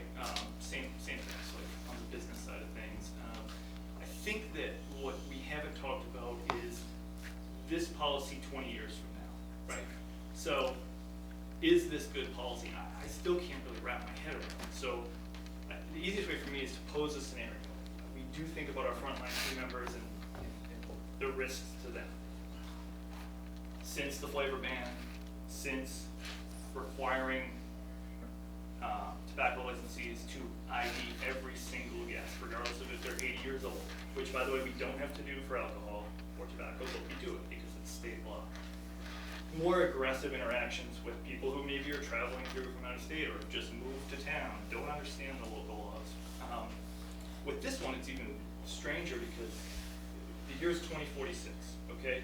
You have 2 friends come in. One was born in 2004, one was born in 2005.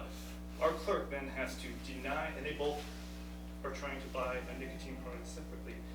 We sell to the 41-year-old, we have to deny the 40-year-old, but then can the 41-year-old just buy it and hand it to the, right? Like, I don't understand how this really is gonna work. And they're all, in their 40s, so I don't understand really exactly what we should do in those situations, when we have 40, 50-year-old people. This is a prohibition. 100 years is a blink of an eye in the scheme of things. 20 years is even shorter, right? We have to think about, is this good policy and what does this look like? Now, let's say nicotine never existed. Alcohol's the focus, right? Which is far more traumatic to our kids. People don't use nicotine and crash their cars, lose their jobs, have domestic violence cases, all of which alcohol causes, and many police-related incidents. Nicotine doesn't cause any of that. If nicotine was never existed, we'd be having the same conversation about alcohol. So apply that same scenario that I just said in 2046 with the 40 and the 41-year-old, but in a bar setting, right? So now are they not, is the 40-year-old not allowed even in the bar? Like, and it will go down the line. If nicotine's eradicated, there will be another leading cause of death in the world, and it will just go to the next thing, and the next thing, and the next thing. And that's fine, and I will close with the fact that I'm a recovering addict. I've been in recovery for 19 years. I grew up in Maine during the opioid epidemic, which was partially caused by government officials at the FDA. All of my friends who chose to start using nicotine or any other bad substance in the 90s, every one of us knew it was bad. We knew, okay? We chose to do it anyway. This does nothing to address the demand. Why do our youth continue to want to do things that are harmful to them, even though they know they shouldn't.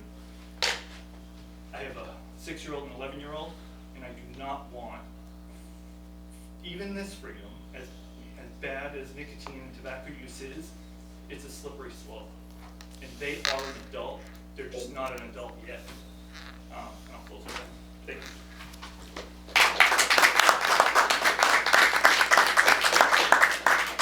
Any questions? Yes.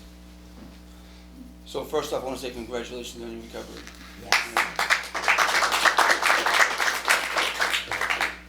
Full transparency, I'm no stranger, okay? So,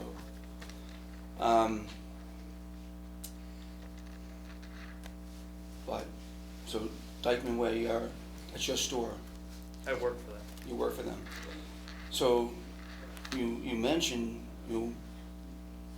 about a youth wanting to smoke. Like what would propel them? Okay, I heard it in your voice. It's I didn't not say for word, but your store. Yeah. It was your store I was talking about. Glorifies a beautiful woman, young, vaping. Our store, I doubt it. You right next to the pizza shop? Yeah. They're across the street. You ignore you, right? Yeah. Yeah, across the street. All right. We're a big chain. We The one across the street is what I'm referring to. we're So it's pretty, that type of advertisement, which is their First Amendment right. But when young girls see that, and we have I no advise tobacco everybody to look at that. advertising in Massachusetts. We don't do it. We don't put it on our doors and Okay. our windows. I'm sorry then. And we do not want these products in the hands of our youth. We scan IDs. We train like you wouldn't believe. We invest tens of thousands of dollars into this. But we are the modern day general store. Okay? These products were sold at the old trading post, the general store, the service station, right? It's morphed into the convenience store on these same corners. We are just selling something that has been sold on these corners for 200 years, just under different names, because that's what people want and expect to find at that address. So, yeah. But no, we don't want to, and we have stores across the New Hampshire border, and you want to come, anyone's welcome. I'll send an email to the board. Come sit in the parking lot in Salem. Come sit in the parking lot in Nashua, and you watch the Massachusetts plates just roll all day long. Young people, old people, everybody, and it's all Mass plates.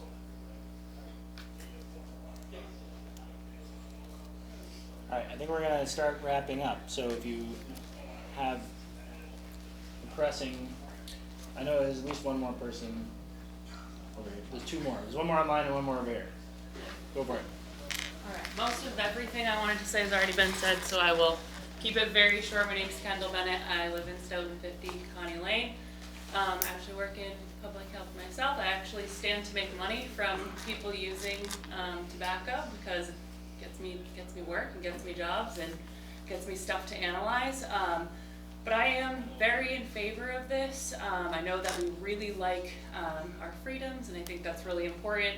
But at the same time, once people become chemically dependent, they no longer have the same level of freedom that they once did.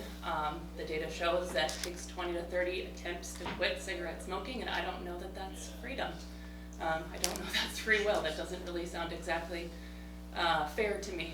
And then in terms of the education, Stoughton has one of the best prevention programs in the state, maybe the country. We are often used as a national model. We're asked to speak in lots of places. I think Stoughton does an amazing job of teaching young people not to use all types of substances, which is amazing. And yet 16% of our high schoolers still use electronic vapor products. 50% of them are regular users. So of our 16% who have ever used electronic vapor products, 50% of them are still using today. I don't like a 50% addiction rate. I don't think that sounds very safe and fair for our kids. It is very predatory, as people have said. And while the rate of young people using substances has gone down significantly from probably 40% lifetime vaping a few years ago down to 16% now, that is still, I think, too many kids getting addicted when they shouldn't be. And the data does show certainly that when it's less accessible, less people will start, or they'll at least delay when they start until later in life. And the later that you start cigarette smoking or using nicotine, the less likely you are to be addicted as quickly. So I think the data would really support being kind of in favor of this. I would really just like to add those couple extra points. Thank you very much. Questions from board members? No, there's actually different people. Anthony, it looks like you're the only one with your hand up.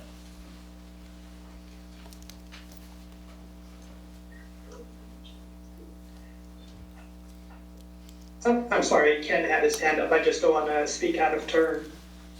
Ken, are you still No. there? Okay. Okay. Alright, My name's Anthony Ishak. I am a pharmacist. I work in adult primary care, and I also live in the town of Brookline. I apologize, I wasn't able to make it. I work in Chelsea, and it was over an hour and a half car ride to get to you, and I suspect I would have missed the hearing. I was a co-petitioner with Kate Silva on the nicotine-free generation bylaw proposal in Brookline when it passed. I just want to give you a little bit of background as to why it was brought up. If you recall, back in 2018 and 2019, the headlines in all the papers were about how there was a vaping epidemic going on amongst the youth. And a lot of surveys didn't capture that because youth did not equate vaping with tobacco products. In much the same way this is happening right now with nicotine pouches. So we passed in and the state followed in terms of the flavor ban. But this is just a continuing ping pong between public health, parents, and youth against billion-dollar industry that is continuously trying to create new ways to addict people. Nicotine-free generation is a very subtle and slow process to help balance what the nicotine and tobacco companies are trying to do in terms of addiction. It doesn't take away use from anyone that is currently using right now. And so that point is really crucial because a lot of data has been brought up in terms of it's going to take away from current users and people buying other things in the basket. Well, 15-year-olds right now are not buying milk and sodas because they're getting tobacco. Those people who are buying things right now at 15 are going to continue to buy those products. They just won't buy tobacco products. It also will make it exceptionally harder to go to nearby communities. Someone already cited a Needham study that showed that the percentage of use dropped. I would point you to another healthcare policy or health policy that has occurred in 7 cities and towns across the US. That was a sugar tax. When those municipalities put taxes on sugar, what it showed is in those municipalities, consumption of those products decreased, but money did not go up in nearby communities. In other words, cross-border leakage, which is the argument being made right now, did not exist with the Needham tobacco study, did not exist with a sugar-free tax study, and certainly will not exist with this when it's people who are already not purchasing. Someone mentioned the data in terms of what would happen if people use vaping and as a method to get off tobacco. Well, again, this policy is meant to prevent use and addiction. What we know from adult data is a lot of people who are using vaping to try and quit actually end up being dual users. There are a small percentage that quit, but a lot of people who switch to vaping end up having issues in our vaping and smoking. One of the fellow people online quoted the data is decreasing in vaping and decreasing in combustible cigarettes. And I think stores might have said this too. But what you will notice is that they abandoned the discussion about pouches, which we now know in current market, 25% of nicotine pouch purchases are underage. This is a really good health policy for multiple reasons. Someone has pointed out that people underage are at an early stage where creating decisions are very difficult, and they might struggle with compulsive behavior. What we know is by the age of 25 and 30, as brains develop, those same people who might have started younger regret. Over half want to quit by that age. So the regret happens quickly. It is not a very easy thing to give up. If you talk to most patients who are adults, they say it is the hardest thing to give up. Some will even compare it to heroin, which is probably the most addictive substance. It takes on average 5 to 7 attempts to quit, many more if you're addicted to the flavor product. So it's a 6% success rate at quitting with each attempt. So although these statistics often have to do with tobacco, this is a harm minimization policy. So a lot of people are worried about like nicotine. Someone asked about prescription nicotine. That is for people who are already using. This policy is for people who are never users. I previously submitted an article that was published in November that talked about underage use and vaping. This really is very specific to Stoughton. So if you look at Stoughton's town and city data, their lung cancer incidence rate is 53% higher than the state average. So this is something that would be beneficial to the public health of the entire town. Their tobacco usage rate is above the state average. So this is the addiction that keeps on taking even after quitting. There's an opportunity cost. Youth who use tobacco are not eligible for basic training for the military. They cannot join our police and fire academies. A study in the fall of 2024, just last year, showed that teens who vaped had lower cognitive test scores in college than non-users and smokers. This is very quickly robbing a generation of different opportunities of things that they could do for careers. No money comes back to towns from the sale of nicotine products except the cost of permits, but the savings for the state from decreasing tobacco addiction by 1% for the mass health population would bring back $70 million in the first year. That is not an insignificant amount that pays for towns, roads, helping with senior centers, and transportation. So I close by asking that you consider this policy for what it is. It is a policy that is meant to prevent addiction and to address people who are not addicted, but are susceptible to the commercialization and tactics of big tobacco industries. In Brookline, we've had no business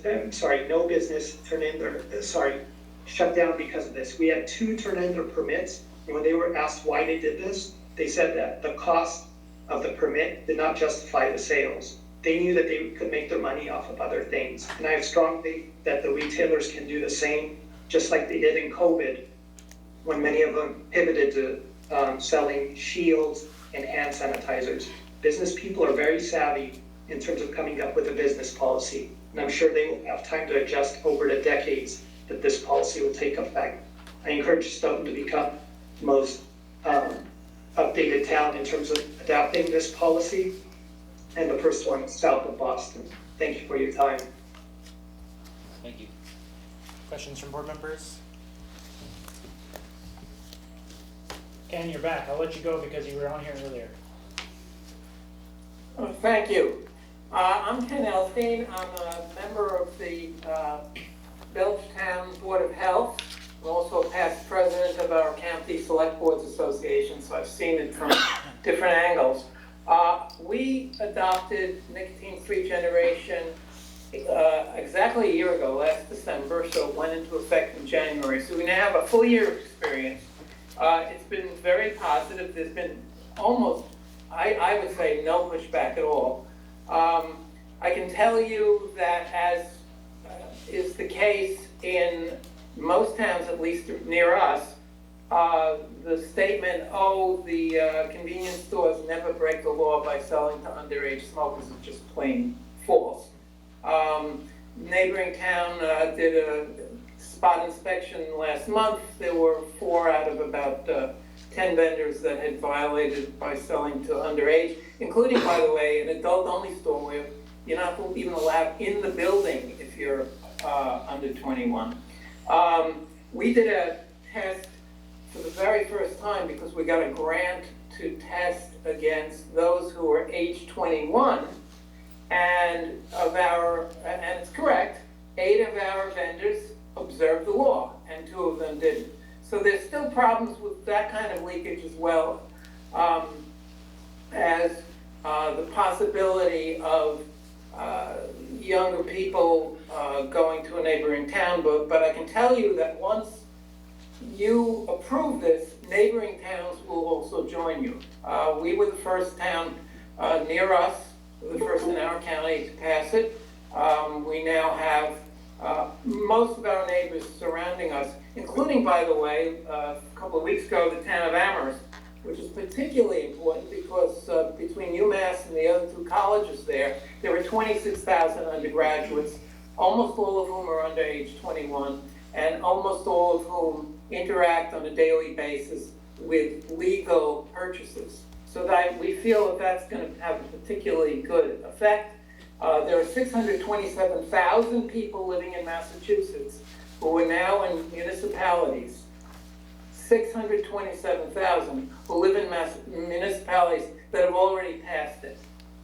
I think that the convenience store operators are creating a false dichotomy, because what they're saying is that they are going to lose a tiny portion or a small portion of their business to people who cannot legally buy it now. Meanwhile, the typical smoker is spending $3,000, $4,000 a year, that's just one pack a day, to buy tobacco. Most of that money, of course, leaves the state, not only leaving the community, but leaves the state. That's $4,000 from each of these people who live in your town, who will be able to go to other stores and buy stuff. They could even go to convenience stores and buy more potato chips. I mean, the point is, it's a false dichotomy because a small number of vendors are being pitted against all the other salespeople in your town, not to mention some kids are going to spend it on things like education and the like. I would say there's an elephant in the room, but I don't think you have enough room in that room there tonight for an elephant. But all of us live in a world, and we have relatives, we have friends, we have neighbors who view everything through a very partisan lens. And I just want to point out that tobacco control based on age is one of the very few things in which Democrats and Republicans can agree. And when Needham passed Tobacco 21 in 2003, the next town passed it, by the way, it took about 6 years. We're way ahead of them with nicotine-free generation. Finally, the Massachusetts legislature, which of course is Democratic dominated, passed it. And it was signed into law by Republican Governor Charlie Baker in July 2018. It then went to Congress, and there were sponsors, important sponsors from both Democrats and Republicans in Congress. And that bill, which now is the law of the land, we're probably the first country in the world to have age 21, was signed by Donald Trump in December 2020. So here we have a really bipartisan policy, and we're really optimistic. We've had some great successes, and we really hope that your town passes it at the earliest possibility, and that we can then build this to save lives. My grandfather died at age 49 of cancer. I never met him. He never met me.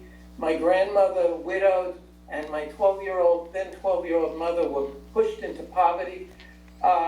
We don't want this to be repeated. So I really urge you to pass this, and wish you well.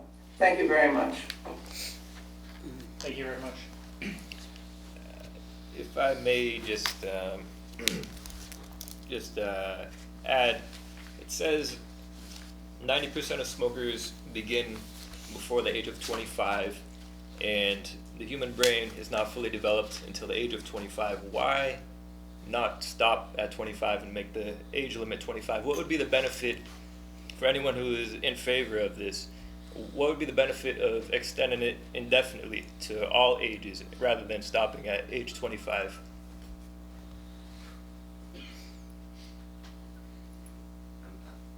Sure. I would just say, like, the trickle-down effect that we see, like, again, you know, it's banned for 21 and older right now, but there's 13-year-olds and 14-year-olds who are still getting access to these products. If we make that age progressively older, and again, it's not that many people who who start using it after 25 anyways. It's 10% of current users.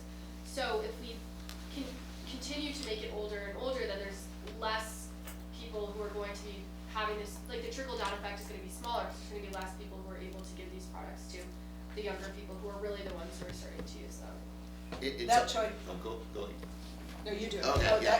that- It's not available as a legal option for boards of health in Massachusetts to set a minimum sales age at 25 or set a minimum sales age at all, but you can do a gradual phase out of all sales.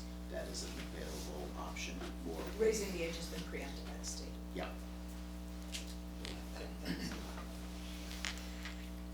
That's wrong. I make a motion to close the public hearing. I make a motion to close the public hearing at this time. You can't make a motion. You can second Dick's motion now. All right, I'll do that. All right. So there's a motion on the table to close the public hearing. Second. It's already been seconded by Ellen. Lots of enthusiasm for closing Yeah. the public hearing. All right, I'll do a roll call. Ellen. Yes. Dick. Yes. Mike. Yes. Other Mike. Yes. Myself. Yes. So. I'll make a motion to take it under advisement. 1 second. So I think the motion to take it under advisement is fine. We'll continue with that in a second, but I think we'll take all of the testimony that we've received today as part of this public hearing, both oral and written, up to this time. If we get additional testimony after this time that we think is worth considering, we'll reopen the public hearing in the future. But we will take it under advisement if Dick's motion is accepted, and even if not, probably. And we'll consider it, and we'll debate it, and we'll vote on it at a later meeting. So that's the plan. I have a motion on the table to take it under advisement. Do I have a second? I second it. Dick? Yes. Ellen? Yes. Mike? Yes. Mike T? Yes. Myself, sure, yes. All right, I would like to very much thank all of you guys for your participation and for your decorum. I really, really appreciate it. And I really appreciate all the opinions that were shared and all of the viewpoints, and we will, Thank you. Good night. We will review it. Thank you. Sorry, so this is ordered by the court, not like annual town meeting, correct? So would it be possible to escalate it to an annual town meeting because it's a what would like the process behind it? Is it good? Submit a town meeting. Okay, and if it's done, if your vote is taken before, because that's all we're doing, if that's taken before that, it becomes a slip, like, an appeal. I don't know what the process is, but they could consider it as town meeting. But not Thank you. All right, we're gonna move on with our agenda. Okay, thanks. Thank you. Good night. I think we might already be close, but yeah. It was just a question not pertaining, not wishing to testify.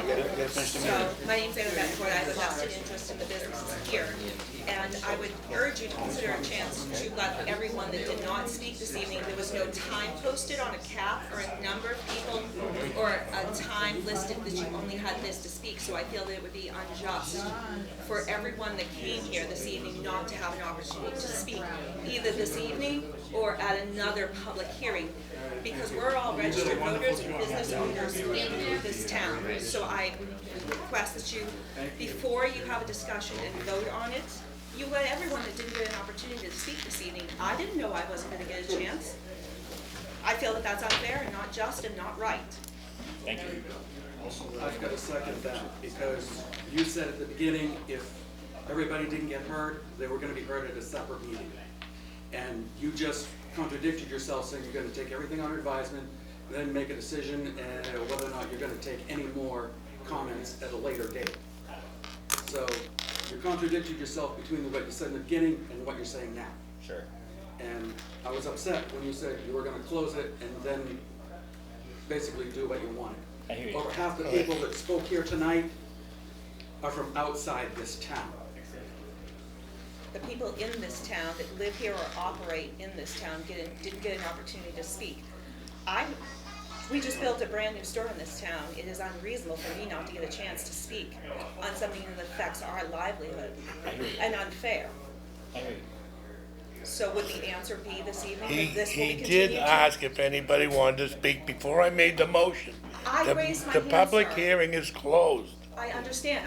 I understand this hearing. I'm not asking to be heard on this matter now. I'm asking for an opportunity to be heard on this matter in another evening. Because none of us were told on the time cap. Every one of us pays tax dollars here and lives and operates a business here. He asked if anyone wanted to speak. I just said to you, sir, I raised my hand. Several people got opportunities to speak several times from the other side before I got one. Doesn't seem right that my punishment for being quiet and orderly was I don't get to speak my opinion? I hear that there are more people who want to talk. I hear you. Are you listening to it though, sir? I'm listening. Then when are we going to discuss this again? We have to decide, the board has to decide if they want to open another public hearing on the matter. I can't make that decision. Again, you for said I was going to have the opportunity to speak here this evening, so if I wait around... But we're done with it for this evening. But my question to you is, if I wait around until it's open business, can I speak then? Because there's no clause in what's there. It's not a public hearing though, so only board members can speak at that time. So when's my opportunity to be heard? This was an advertised public hearing. That's We were why I'm here. Yep. But you also said that it was getting late and we had to wrap it up. And people were Raising their hands. We make a And you motion. didn't open this meeting for this subject until well after 6. Can I motion to continue the hearing to next? It's already closed. We can put it on the agenda to reopen it at the next time. All right, moving on to the agenda.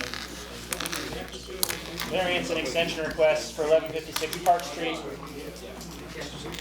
Well, that's the thing that nobody's actually answering, so I can get an answer out of it. I looked around, I didn't see anybody with their hand up. I don't know what it said anything. I'm more on their side than anything, but now, you know, this is ridiculous.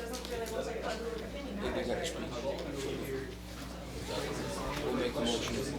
Hey, Glenn, you see anyone with their hand up? 1156 Park Street. What's that? Did you see anyone with their hand up? I didn't, nobody said anything, but we'll continue till the next meeting. We got it. Yeah, but you can't open a public hearing. Huh? I don't know if you can open it again. Here? I don't know. Remove them too? Yeah. Can you guys slide? Well, you have to ask town council. You better ask town council if you can open it again. Yeah, I mean, I don't.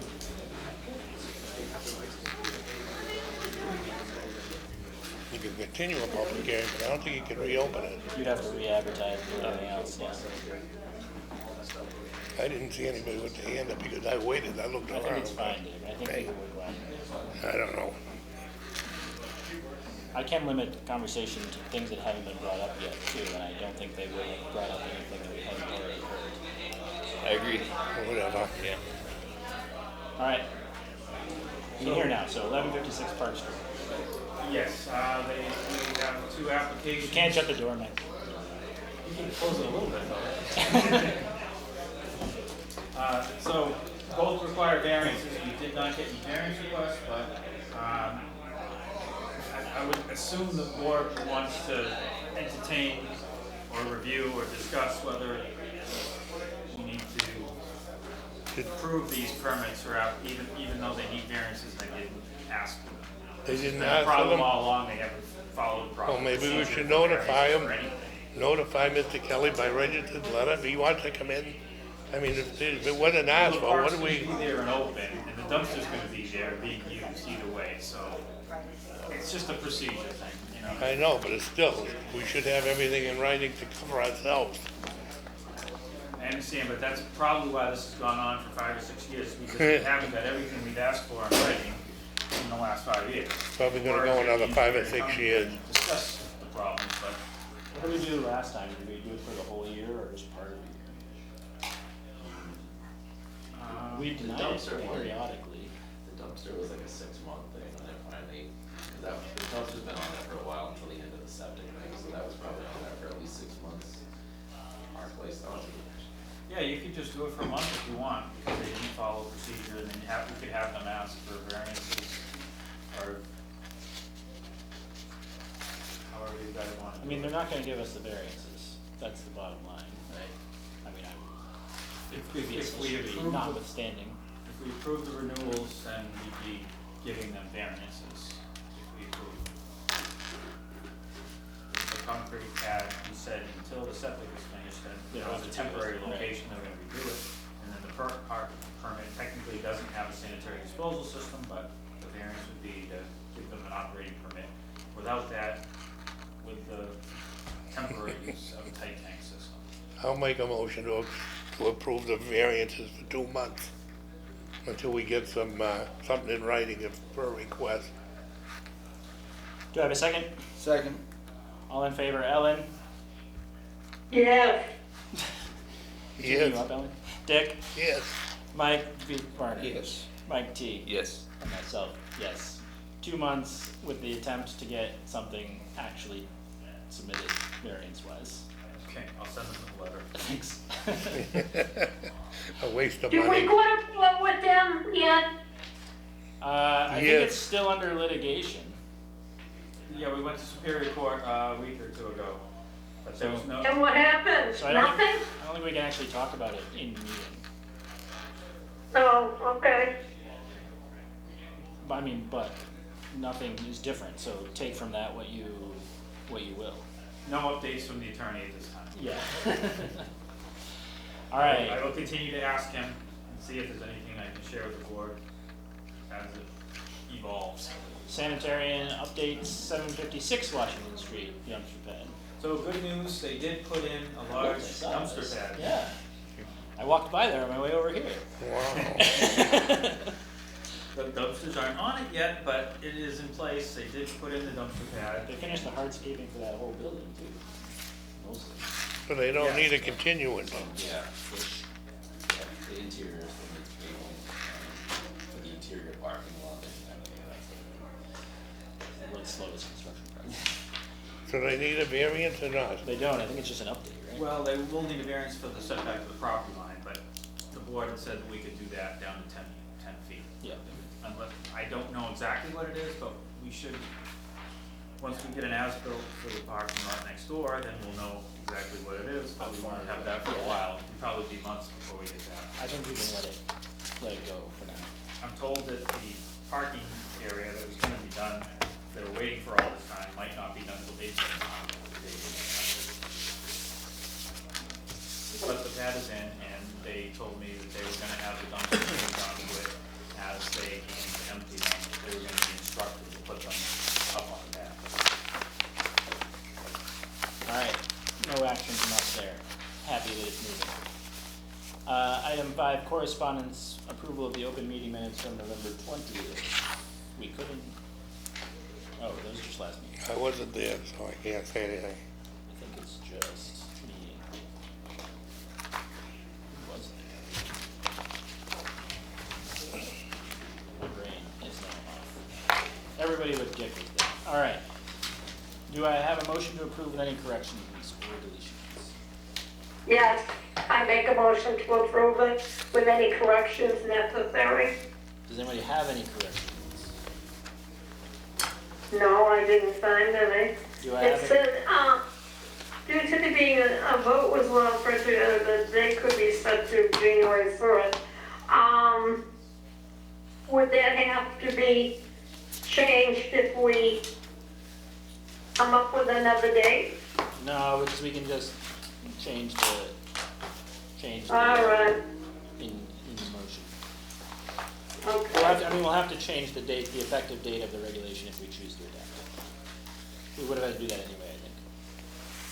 Anyway, do I have a second? Second. All in favor, Ellen? Yeah, Mike Varner? Yes. Mike T? Yes. Myself, so approved. All right, Motion to close the meeting. do I have a second? Second. All in favor, Ellen? yes. Dick? Yes. Mike V?